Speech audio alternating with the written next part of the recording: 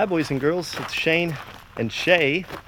We're gonna go see Casey and see if we can save a antique floor or not. Hey Casey! Oh, you stole mine again. So this is Casey's house that he got, kind of as a 4-unit setup. He's already got one of them rented, which pays for the other 3. And he's been working on trying to fix the floors. Make it almost non-existent. Okay, so this is the antique floor, right?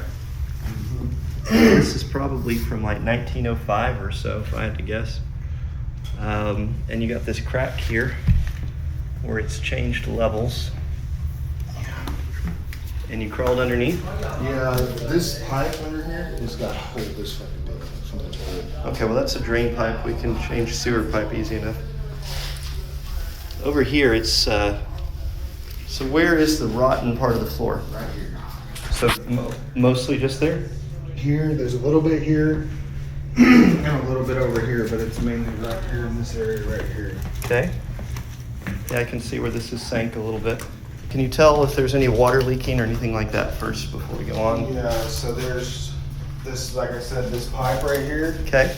is got a hole this big in it. So it's just when you flush the toilet, it's just Right. And you're thinking you should just replace the whole thing and retile? No, I want to keep it.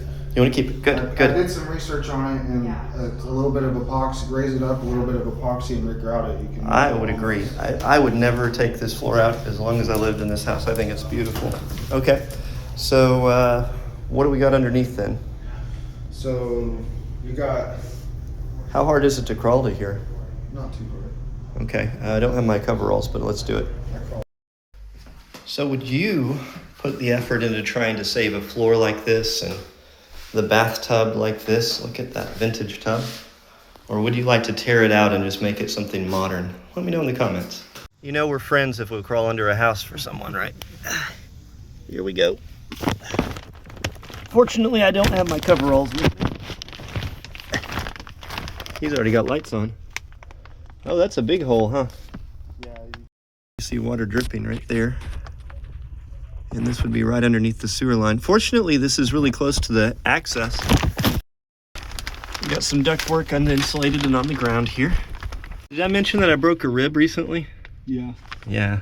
Yeah, I did say I wasn't going to whine about it, but here I am. So let me try to squeeze over this. I don't blame you. Those hurt.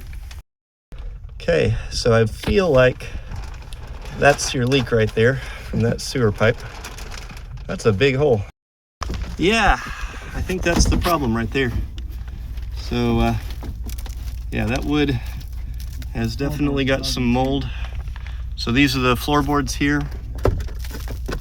This piece connected in right here, that was probably made to reinforce and replace these. I bet that these boards have been added since this was originally done. Yeah, we've got rot here, rot there. Yeah, wood's not supposed to just crumble to pieces quite like that. All right, so let's talk about how we can fix this. So would you try to save this floor, guys, or would you just tear it out and replace it? So many people will just tear out something and replace it rather than trying to fix things like this that are wrong. And it'll cost more in material to replace it all, but it'll cost more in time to fix it. Which do you think makes the most sense for a situation like this? Do you mind if I tear this board apart and actually see what we got for a floor here? No, go ahead. Okay, it's not like it's actually holding anything up, so let me just use my demolition fingernails here and see what we can find. Yeah. Concrete. Okay, that's what I thought. So this board has already been repaired into here before. What's under it? This is the concrete under the tile, so this would be the mortar bed, which is still pretty intact. We've got a drop down right there. I bet if I had to guess that this is right where that tile overhead is cracked, is right here. I bet you it is right there. Okay. I think I'm realizing how this floor is done now. I've not really dealt with one like this before, but I'm going to try to visually get you enough light where you can see. So see the gap there? This 2x support board that's right here, this goes up probably another 2 or 3 inches at least, maybe more. And that would be across the whole bathroom floor. Then they attached this piece and they dropped these pieces in so that the depth of the concrete pour that they did would come down into each one of these gaps. That's really interesting. So to try to save this floor, what I think you should do is take all of these boards out that are underneath and replace this with pieces of Advantech subfloor that we cut to the cavity depth between the 2x that are here, and then sister a 2x whatever the measure from this one to this one is on here, but don't attach it yet.